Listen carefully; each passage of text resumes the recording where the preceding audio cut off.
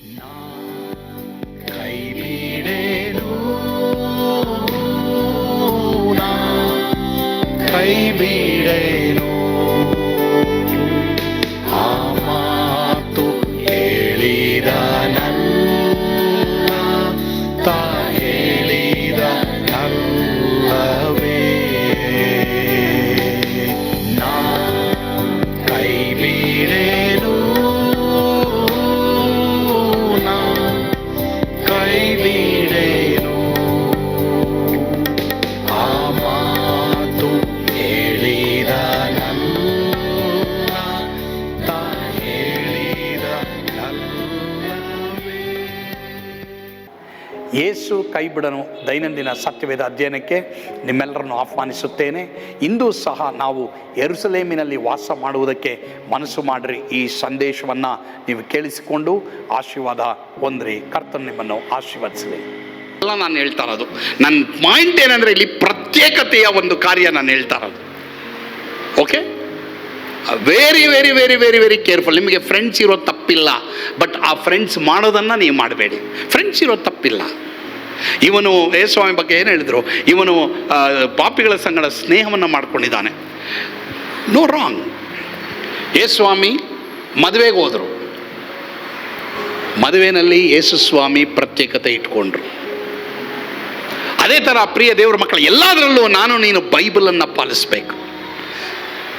ಆವಾಗ ನಾವು ಸ್ವಾಧೀನ ಮಾಡ್ಕೊಳ್ಬೋದು. 5ನೇದು 6ನೇದು 2 ಸಮುವೇಲ 5ನೇ ಅಧ್ಯಾಯ 9. ದಾವೀದನು ಆ ಕೋಟೆಗೆ ದಾವೀದ ನಗರವೆಂದು ಹೆಸರಿಟ್ಟು ಅಲ್ಲೇ ವಾಸಿಸುತ್ತಾ ಅದರ ಸುತ್ತಲೂ ಬಿಲ್ಲೇವಿನಿಂದ ಪ್ರಾರಂಭಿಸಿ ಒಳಗಣ ಪೌಳಿಗೋಡೆಯನ್ನು ಕಟ್ಟಿಸಿದನು. ಮತ್ತೆ 10ನೇ ವಚನ ಓದಪ್ಪ. ಸೇನಾಧೀಶ್ವರನಾದ ಯೆಹೋವ ದೇವರು ಅವನ ಸಂಗಡ ಇದ್ದದ್ದರಿಂದ ಅವನ ಅಭಿವೃದ್ಧಿ ಹೊಂದುತ್ತಾ ಹೋದನು. ಸರಿ, ಎಲ್ಲರೂ ಗಮನ ಇಡಿ. ಈ ದಾವೀದ ಹೋಗಿ ಬರ್ತಾನೆ ಇದ್ದ, ಅದಕ್ಕೆ ದಾವೀದ ನಗರವೆಂದು ಹೆಸರಿಟ್ಟ. ಏನು ಇದರ ಅರ್ಥ ಏನಂತಂದರೆ, ಓದಪ್ಪ ಈ ಪಾಯಿಂಟ್ ಓದ 6ನೇದು. ನಮ್ಮ ಜೀವಿತದ ಪ್ರತಿಯೊಂದು ದಿನದ ಆರಂಭ ಯೆರೂಸಲೇಮಿನಿಂದ ಉಂಟಾಗಬೇಕು. ಎಸ್, ನೀನು ಓದ್ತಾ ಇದೆಯೋ, ನೀನು ಕೆಲಸ ಮಾಡ್ತಾ ಇದೆಯೋ, ನಾನು ನೀನು ಸೇವೆ ಮಾಡ್ತಾ ಇದೆಯೋ ಏನೋ ಗೊತ್ತಿಲ್ಲ. ಪ್ರಿಯ ದೇವರ ಮಕ್ಕಳೇ, ನಮ್ಮ ಜೀವಿತ ಯೆರೂಸಲೇಮಿನಿಂದ ಅಂದರೆ ಯೇಸುವಿನಿಂದ, ಯೇಸುವಿನ ವಾಕ್ಯದಿಂದ, ಆತನೊಂದಿಗೆ ಅನ್ಯೋನ್ಯತೆಯಿಂದನೇ ಆರಂಭವಾಗಬೇಕು. I don't care who you are, how much you earn. ನಾನು ನೀನು ಎಷ್ಟು ಸಂಪಾದನೆ ಮಾಡ್ತೀವೋ ಏನು ಮಾಡ್ತೀವೋ ಗೊತ್ತಿಲ್ಲ, ಆದರೆ ಯೇಸುವಿನಿಂದನೇ ಆರಂಭವಾಗಬೇಕು. ಇದು ಭಾಳ ಪ್ರಾಮುಖ್ಯ. ದಾವೀದ ಹೋಗ್ತಾ ಇದ್ದ ಬರ್ತಾ ಇದ್ದ, ಆದರೆ ಯೆಹೋವನು ಅವನ ಸಂಗಡ ಇದ್ದರೂ ಅಭಿವೃದ್ಧಿನೂ ಹೊಂದ್ತಾ ಇದ್ದ. ನೀವು ಅಭಿವೃದ್ಧಿ ಹೊಂದೋದ್ರಲ್ಲಿ ತಪ್ಪಿಲ್ಲ, ಆದರೆ ದೇವರು ನಿನ್ನ ಸಂಗಡ ಇದ್ದಾರಾ, ಮತ್ತು ನಾನು ನೀನು ಅವ್ರ ಸಂಗಡ ಇದ್ದೀವ ಅನ್ನೋದು ಭಾಳ ಪ್ರಾಮುಖ್ಯ. ಅಪೊಸ್ತಲ ಕೃತ್ಯ 1ನೇ ಅಧ್ಯಾಯ 5ನೇ ವಚನ. ಓದ್ರಿ.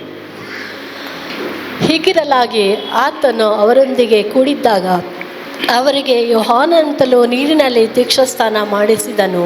ನಿಮಗಾದರೂ ಇನ್ನು ಸ್ವಲ್ಪ ದಿವಸದೊಳಗಾಗಿ ಪವಿತ್ರಾತ್ಮದಲ್ಲಿ ಸ್ನಾನವಾಗುವುದು.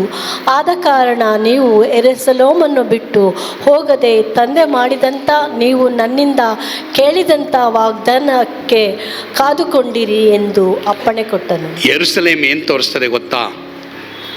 ಏನದು ಆ ಪಾಯಿಂಟ್ ಏನು? 7ನೇದಾಗಿ ಕಡೆದಾಗಿ ದೇವರ ಆಶೀರ್ವಾದಕ್ಕಾಗಿ ಕಾಯುವಂಥ ಸ್ಥಳ. ಎಸ್, ಕಡೆಯದಾಗಿ ನಾನು ನೀನು ಕಾಯಬೇಕು. ದೇವರ ಆಶೀರ್ವಾದಕ್ಕಾಗಿ ಸುಮ್ಮನೆ ಬಂದ್ಬಿಡಲ್ಲ. ಅಫ್ಕೋರ್ಸ್ ನಾನು ನೀನು ಯೇಸುಸ್ವಾಮಿ ಮಕ್ಕಳಾಗಿರೋದ್ರಿಂದ ಆಶೀರ್ವಾದಿಸಲ್ಪಟ್ಬಿಟ್ಟಿದ್ದೀವಿ, ನಮಗೆ ಶಾಪ ಇಲ್ಲ. ಆದರೆ ಈ ಲೋಕದಲ್ಲಿ ನಾನು ನೀನು ಇರಬೇಕಾದ್ರೆ ನನಗೆ ನಿನಗೆ ದೇವರು ಇನ್ನೂ ಹೆಚ್ಚಿನ ಆಶೀರ್ವಾದಗಳಿಟ್ಟಿದ್ದಾರೆ. ಪ್ರಿಯ ದೇವರ ಮಕ್ಕಳೇ, ಅದಕ್ಕೋಸ್ಕರವಾಗಿ ಕೆಲವನ್ನು ನಾವೇನು ಮಾಡಬೇಕು, ಇನ್ನು ಎಷ್ಟೋ ಕಾರ್ಯಗಳನ್ನ ನಾನು ನೀನು ಆತನ ಸನ್ನಿಧಾನದಲ್ಲಿ ಇದ್ದು ಪಡ್ಕೊಳ್ಬೇಕು. ಅದರಿಂದ ನಾನು ನೀನು ಲೋಕದವ್ರ ಥರ ಇಂಪ್ರೂವ್ ಆಗೋಕ್ಕಾಗಲ್ಲ, ಲೋಕದವ್ರಿಗಿಂತ ಇಂಪ್ರೂವ್ ಆಗ್ಬೋದು. ಎಲ್ರಿಗೂ ಹೇಳ್ತಾ ಇದ್ದೀನಿ ಕೇಳಿ, ನಾನು ನೀನು ಲೋಕದವ್ರ ಥರ ಇಂಪ್ರೂವ್ ಆಗಬೇಕು ಅಂತ ಆಸೆ ಪಟ್ಟಿದ್ರೆ ಅವ್ರಿಗಿಂತ ನಾವು ಕಡಿಮೆನೇ ಇರೋದು. ಆದರೆ ನಾನು ನೀನು ಲೋಕದವರಿಗಿಂತ ಆಶೀರ್ವದಿಸಲ್ಪಡೋದೇ ದೇವರ ಚಿತ್ತ. ಆದರೆ ಅದು ಎಲ್ಲಿಂದ ಆರಂಭವಾಗ್ತದೆ ಅಂದರೆ ಹಣದಿಂದಲ್ಲ. ಹಣ ಬೇಕು ಎಲ್ಲದಕ್ಕೂ, ಬಟ್ ಅದರಿಂದಲ್ಲ, ದೇವರ ಸನ್ನಿಧಾನದಿಂದ. ಸೊ ಪ್ರಿಯ ದೇವರ ಮಕ್ಕಳೇ, ಒಂದು ವೇಳೆ ಯಾರಾದರೂ ನಿಮ್ಮ ಜೀವಮಾನದಲ್ಲಿ ಇವತ್ತು ಯೆರೂಸಲೇಮಿನಲ್ಲಿ ಇಲ್ಲ, ಯೇಸುವಿನಲ್ಲಿ ಇಲ್ಲ, ಮಾತ್ರವಲ್ಲದೆ ನನ್ನ ಜೀವಿತ ಇವತ್ತು ಸಭೆಯಲ್ಲಿಲ್ಲ, ಸಭೆಯೊಂದಿಗೆ ಕನೆಕ್ಟ್ ಆಗಿಲ್ಲ ಅಂದರೆ ಇವತ್ತೊಂದು ತೀರ್ಮಾನ ಮಾಡಿರಿ.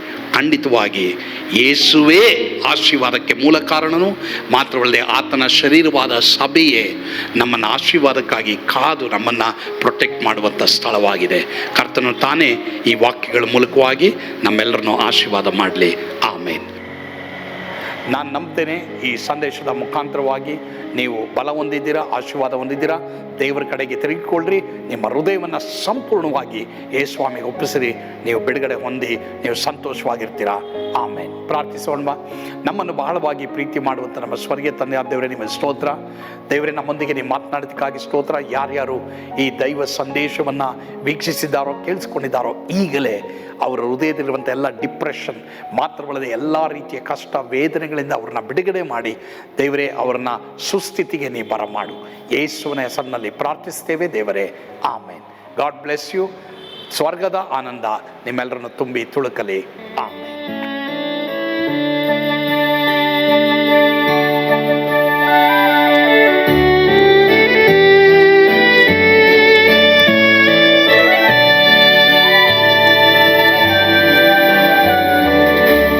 ಎಂಥ ಅದ್ಭುತವಾದ ದಿನ, ನಾನೆಂದಿಗೂ ಮರೆಯೇನು. ಪಾಪಂಧಕಾರದೊಳ್ ಅಲೆದೇನ, ರಕ್ಷಕನ ಕಂಡೇನು. ಕೋಮಲ ಕರುಣೆಯುಳ್ಳ ಯೇಸು ಎನ್ ಕೊರತೆ ನೀಗಿದ. ಕತ್ತಲೆ ಹೋಯಿತು, ಜ್ಯೋತಿಯು ಮೂಡಿತು, ನಾನೀಗ ಧನ್ಯನಾದೆ. ಸ್ವರ್ಗದ ನಂದ ಎನ್ನಾತ್ಮ ತುಂಬಿತು. ಶಿಲುಬೆನಾಗ ಎನ್ ಸ್ವಸ್ಥ ಕೈದನು. ಎನ್ ಪಾಪ ತೋಳೆದ, ಈರುಳ ದಿನಕ್ಕೆ ತಿರುಗಿದ. ಸ್ವರ್ಗದ ನಂದ ಎನ್ನಾತ್ಮ ತುಂಬಿತು.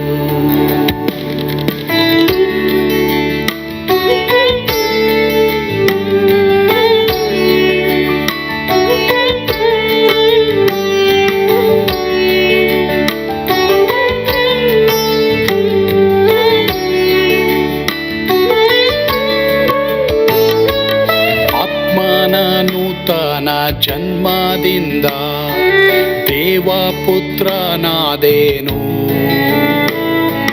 ನೀತಿ ನಿರ್ಣಯವ ಹೊಂದಿದೇನು, ಭಾಗ್ಯವಂತನಾದೇನು. ಪಾಪಾತ್ಮನಾಗಿ ನಾ ಬಂದಾಗಲೇ ಆಶೀರ್ವಾದ ಸಿಕ್ಕಿತು. ಕೃಪೆಯ ಮೂಲವೇ ರಕ್ಷಣೆ ಹೊಂದಿದೆ, ಸುನಾಮ ಕೊಂಡಾಡುವೆ. ಸ್ವರ್ಗದ ನಂದ ಎನ್ನಾತ್ಮ ತುಂಬಿತು. ಶಿಲುಬೆನಾಗ ಎನ್ ಸ್ವಸ್ಥ ಕೈದನು. ಎನ್ ಪಾಪ ತೋಳೆದ, ಈರುಳ ದಿನಕ್ಕೆ ತಿರುಗಿದ. ಸ್ವರ್ಗದ ನಂದ ಎನ್ನಾತ್ಮ ತುಂಬಿತು.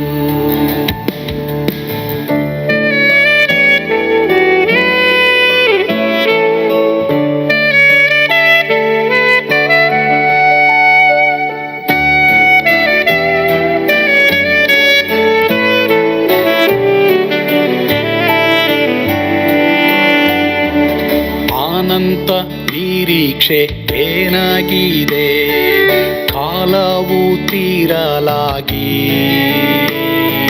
ಸ್ವರ್ಗದ ಭವ್ಯ ಬಿಡಾರದಲ್ಲಿ ನಿತ್ಯವಾಗಿ ಇರುವೆ. ಶಿಲುಬೆ ನನಗೆ ಆಶ್ರಯವೇ, ನಂಬಿಕೆಗಾಧಾರವೇ. ನಿತ್ಯ ಐಶ್ವರ್ಯವ ದಿವ್ಯಾಶೀರ್ವಾದವ ಕರ್ತ ಇವನೇ ನಗೆ.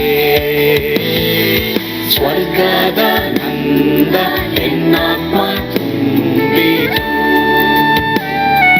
ಶಿಲುಬೆನಾದ ಎನ್ ಸ್ವಸ್ಥಗೈದನು, ಎನ್